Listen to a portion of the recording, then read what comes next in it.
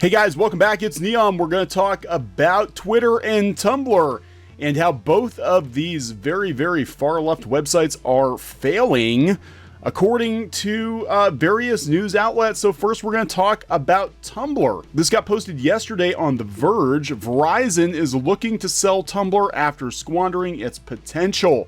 We've talked about Tumblr. They did a porn ban a few months ago, and the page views dropped off a cliff. Tumblr is not in a very good place right now. Like Yahoo before it, Verizon never really put that much into Tumblr. This is coming from, again, The Verge. Verizon is seeking a buyer for Tumblr, the blogging platform it acquired along with other Yahoo assets in 2017. The Wall Street Journal reports that Verizon has approached other companies in recent weeks that could be potential new homes for Tumblr. The platform hosts 465 million blogs and 172 billion posts. According to its About page, the Journal notes that the sale process is ongoing and might not result in any transaction. On Thursday, Pornhub VP Corey Price claimed in a statement to BuzzFeed News that his company is extremely interested in buying Tumblr and very much looking forward to one day restoring it to its former glory with not safe for work content. The company did not say whether it has actually made any legitimate offer to Verizon.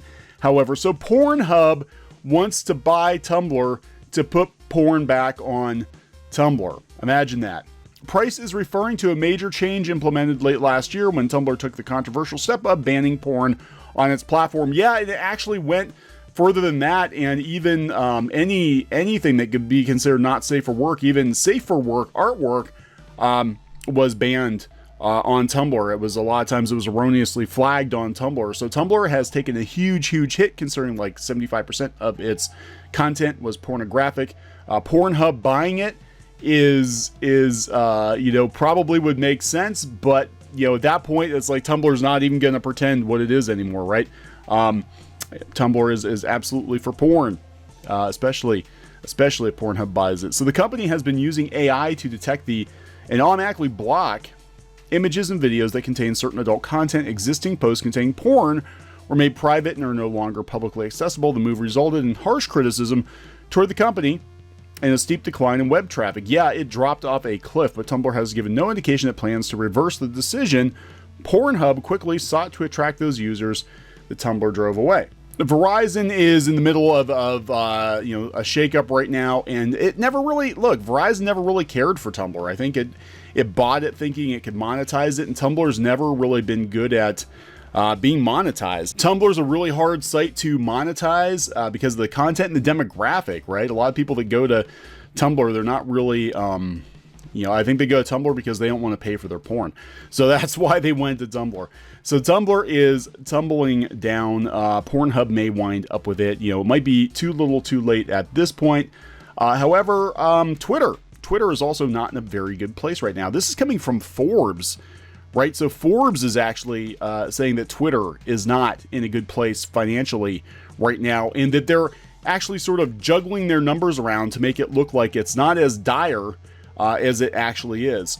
So this came out last week, and I tweeted about it, but I did not have time to do a video. So I thought we'd just roll Twitter into a video on Tumblr and just kind of kill two birds with one stone. So fading Twitter changes its user metrics. Once again, Twitter is fading. That is the very first sentence of an article on Twitter from Forbes. Twitter is fading fast. In the last 6 years, it has dropped by 100 million tweeting users per day, plummeting from an average of 350 million posting users to just 250 million. Only 250 million. While its total tweet volume has dropped from 500 million tweets to just 300 million tweets, its remaining user accounts are aging steadily. Retweets are up to almost 50% of all tweets, and verified tweets and their retweets alone account for 10% of total volume. So it's basically the blue checks and retweeting each other. In short, Twitter has been in a 6-year decline. 6-year decline. In stagnation, it can't seem to shake the company's solution to pivot to yet another definition of what counts as a user, in quotes, in a desperate attempt to paint its decline in a more positive light. So Twitter's not being very forthcoming with its numbers now. This is interesting. In the last 7 years, Twitter has experienced a slow, steady collapse in the popularity of its service, It's down more than 100 million daily tweeting users and down almost 200 million daily tweets, while its user base is stagnating and it's transitioning from a content platform to a behavioral platform. The company's answer to the steady decline has been to rebrand its growth, redefining what it counts as a user to something that paints a slightly rosier picture of the company's future prospects. So they're even changing the definition of what's considered a Twitter user to make it look better for investors. Twitter's latest user metric is to count monetizable daily active users, which count anyone who consumes a tweet in a way that the company can show them ads. Okay, so the only users they're counting at this point are the ones they can make money off of. Maybe they should have thought of this 5 or 6 years ago. The problem with this metric is that users come to Twitter for its content, whether they themselves are posting content or whether they come back to bask in the wisdom or vitriol of others. Twitter's sole attraction are its tweets. If there were no tweets, there would be no reason to visit. This means that Twitter's steadily declining post volume is an existential threat to its very future. By convincing, this is funny, this sounds like they're hoodwinking. By convincing the public and the financial markets to view its success through the number of users it can show ads to, the company can sidestep the issue of how soon its declining producer base will begin impacting its consumer interest. Much like a television set without shows to watch, Twitter, the platform, is merely an empty box without all those users pouring in new tweets. Look, I mean, this is really pretty easy to figure out. Real people, everyday people, normies, average users don't use Twitter anymore because the platform has become a toxic minefield of political pissing contests, right? It's just it's a ridiculous platform with ridiculous people, and the general public has had enough, and they're just not visiting Twitter. The blue checks stay because they feel important, because they're blue checks. The politics have absolutely skewed very, very far in favor of very far left people. We have celebrities giving out opinions as well, but for the most part, Twitter has become openly hostile to anyone who isn't on the far left. So much drama has occurred on Twitter. People have lost jobs over Twitter. It's just a cluster, and real people, everyday people, are avoiding the platform like the plague. So yeah, this is not surprising at all. We've seen it firsthand. When we first started using Twitter, it was, funny cat videos and people just sharing information about their day. And now it's just everyone pontificating about politics and retweeting other people who share their viewpoints.